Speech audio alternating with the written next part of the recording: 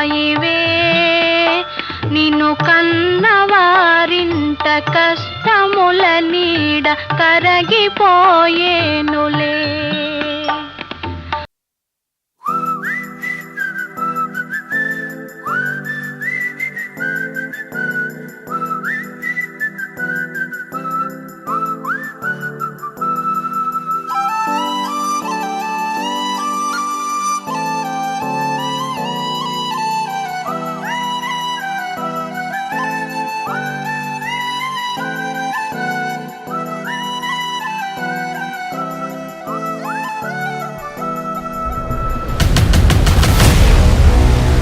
సింహాన్ని ఫోటోలో చూసుంటావు, సినిమాలో చూసుంటావు, టీవీలో చూసుంటావు, లేదా బోన్లో చూసుంటావు.